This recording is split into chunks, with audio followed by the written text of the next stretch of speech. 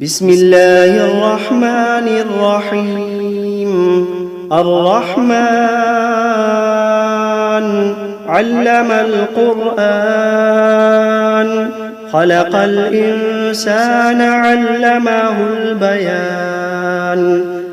الشمس والقمر بحسبان، والنجم والشجر يسجدان.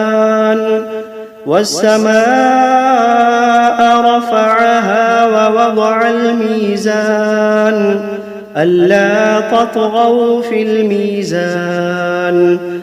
وأقيموا الوزن بالقسط ولا تخسروا الميزان. والأرض وضعها للأنام، فيها فاكهة والنخل ذات الأكمام، والحب ذو العصف والريحان. فبأي آلاء ربكما تكذبان؟ خلق الإنسان من صلصال كالفخار، وخلق الجان من مارج من نار. فبأي آلاء ربكما تكذبان؟ رب المشرقين ورب المغربين. فبأي آلاء ربكما تكذبان؟ مرج البحرين يلتقيان، بينهما برزخ لا يبغيان. فبأي آلاء ربكما تكذبان؟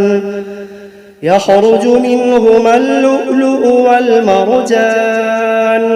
فبأي آلاء ربكما تكذبان؟ وله الجوار المنشآت في البحر كالأعلام. فبأي آلاء ربكما تكذبان؟ كل من عليها فان، ويبقى وجه ربك ذو الجلال والإكرام.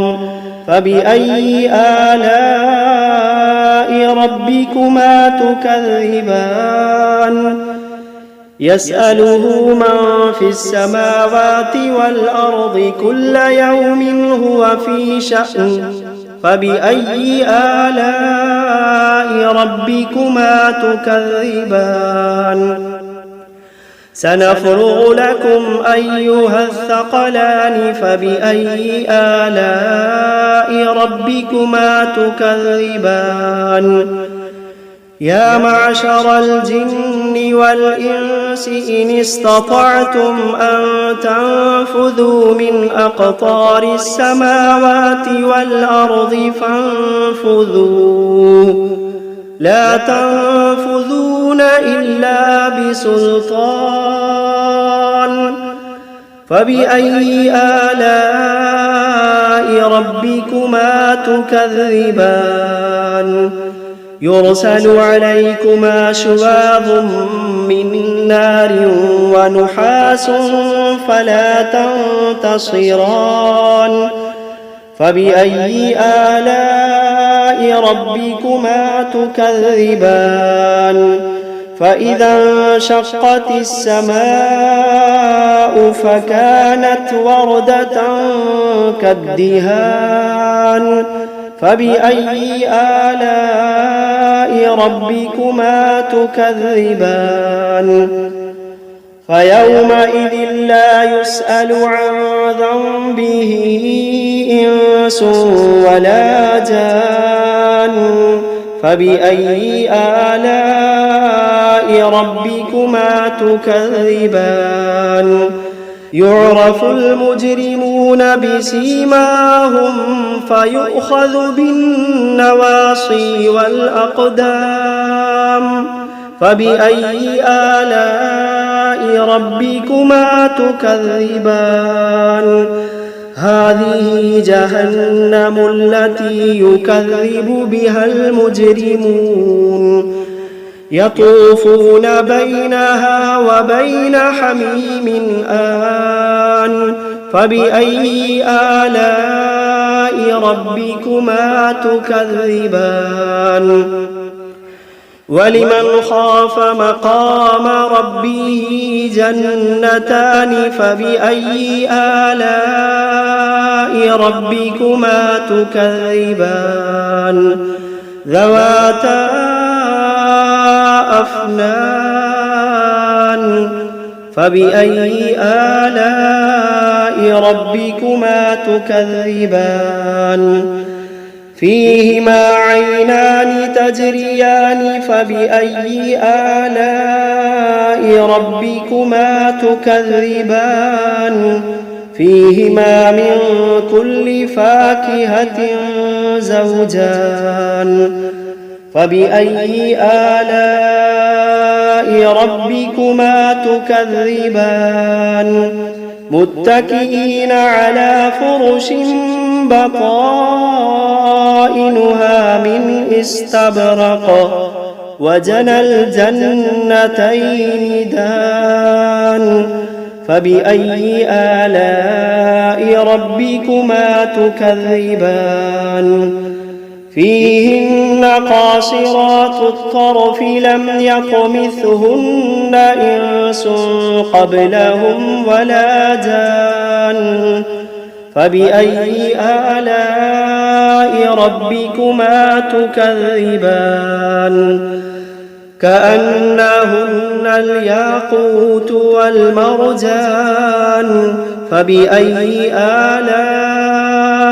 ربكما تكذبان هل جزاء الإحسان إلا الإحسان فبأي آلاء ربكما تكذبان ومن دونهما جنتان فبأي آلاء ربكما تكذبان مدهامتان فبأي آلاء ربكما تكذبان فيهما عينان نضاختان فبأي آلاء ربكما تكذبان فيهما فاكهة ونخل ورمان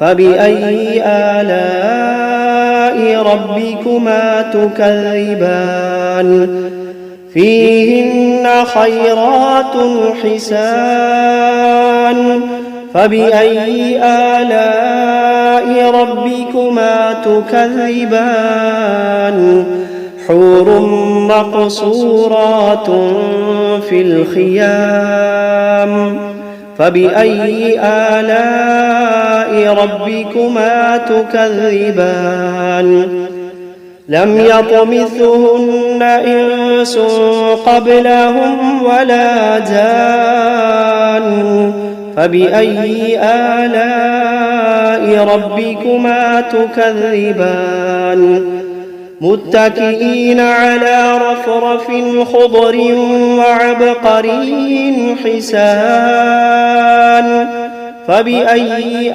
آلاء ربكما تكذبان تبارك اسم ربك ذي الجلال والإكرام بسم الله الرحمن الرحيم تبارك الذي بيده الملك وهو على كل شيء قدير الذي خلق الموت والحياة ليبلوكم أيكم أحسن عملا وهو العزيز الغفور الذي خلق 7 سماوات طباقا ما ترى في خلق الرحمن من تفاوت فارجع البصر هل ترى من فطور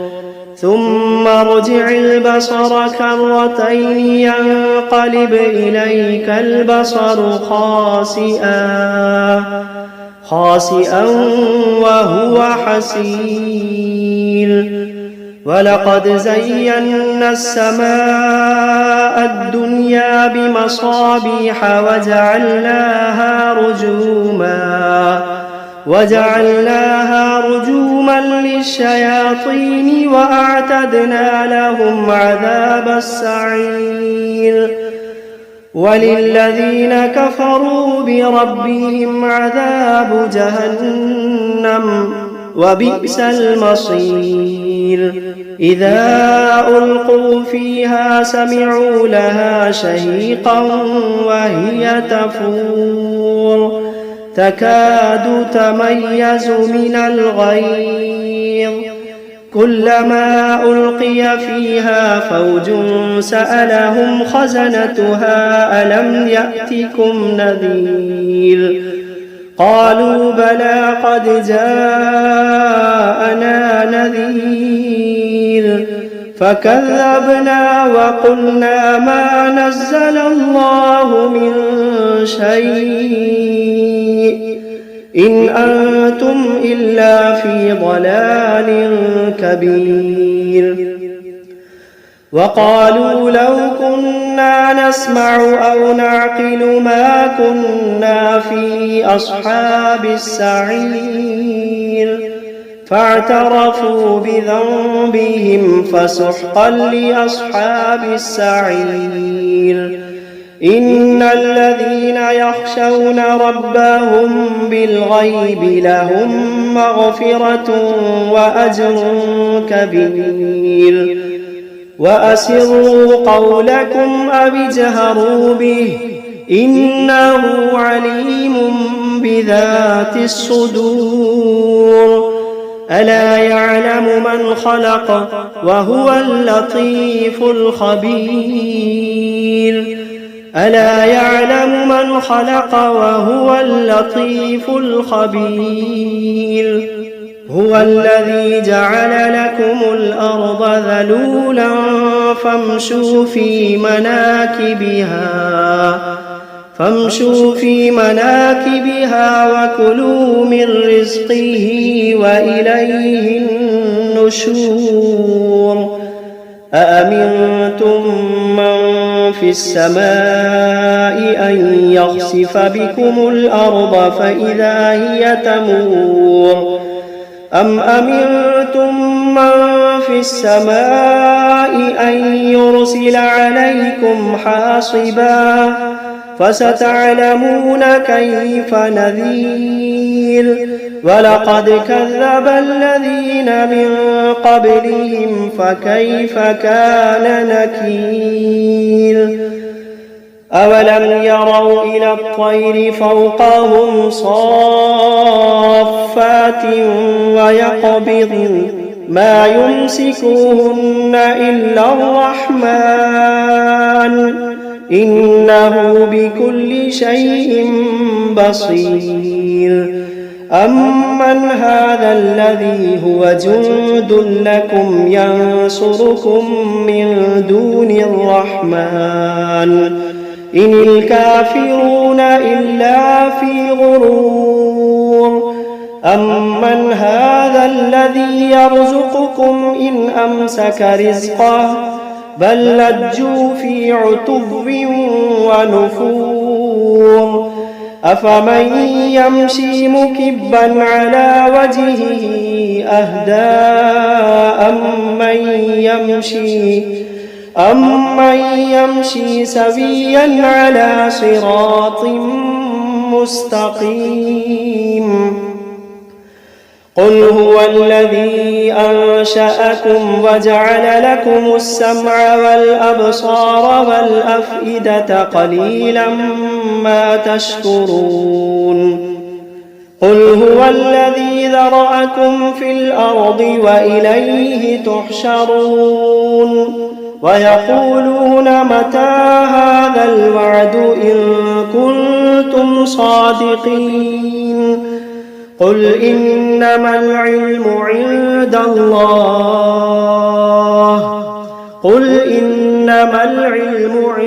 الله وإنما أنا نذير مبين فلما رأوه زلفة سيئت وجوه الذين كفروا وقيل هذا الذي كنتم به تدعون قل أرأيتم إن أهلكني الله ومن معي أو رحمنا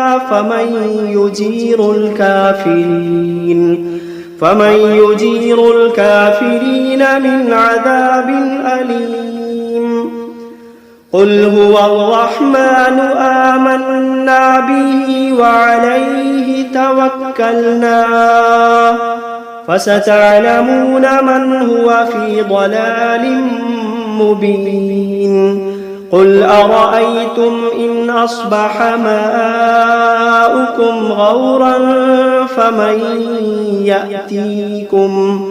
فمن يأتيكم بماء معين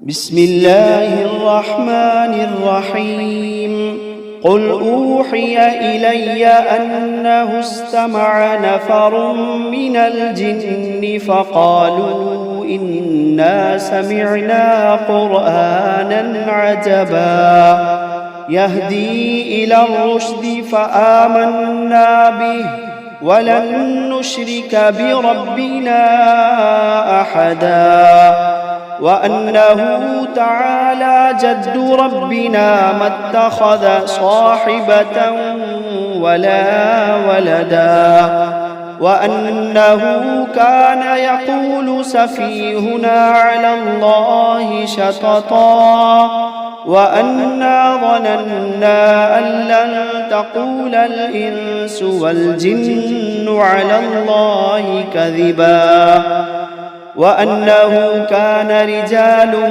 من الإنس يعوذون برجال من الجن فزادوهم رهقا وأنهم ظنوا كما ظننتم أن لن يبعث الله أحدا وأنا لمسنا السماء فوجدناها ملئت حرسا شديدا وشهبا وأنا كنا نقعد منها مقاعد للسمع فمن يستمع الآن يجد له شهابا رصدا وأنا لا ندري أشر أريد بمن في الأرض أم أراد بهم ربهم رشدا وأنا منا الصالحون ومنا دون ذلك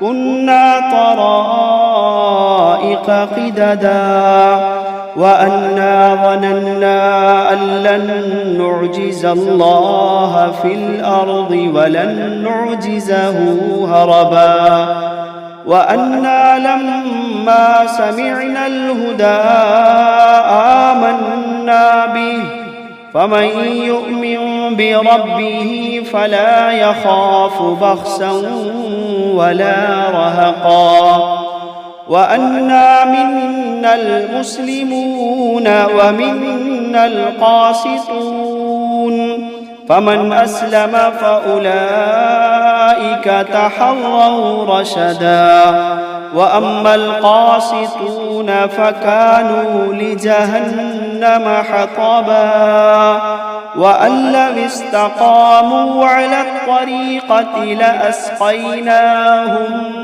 ماء غدقا لنفتنهم فيه ومن يعرض عن ذكر ربه يسلكه عذابا صعدا وأن المساجد لله فلا تدعوا مع الله أحدا وأنه لما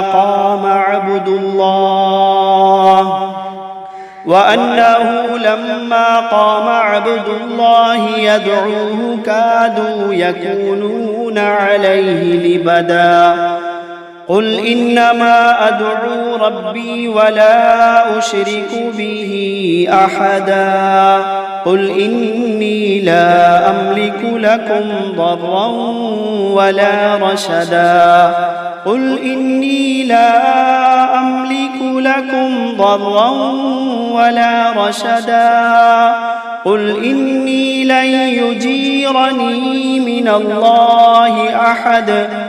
قل إني لن يجيرني من الله أحد ولن أجد من دونه ملتحدا إلا بلاغا من الله ورسالاته ومن يعص الله ورسوله فإن له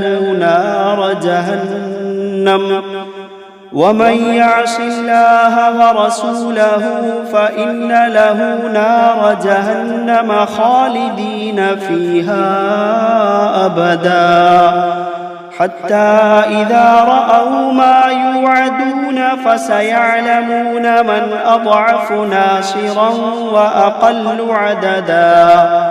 قل إن أدري أقريب ما توعدون أم يجعل له ربي أمدا. عالم الغيب فلا يظهر على غيبه أحدا إلا من ارتضى من رسول فإنه يسلك من بين يديه ومن خلفه رصدا ليعلم أن قد أبلغوا رسالات ربهم وأحاط بما لديهم وأحصى كل شيء عددا.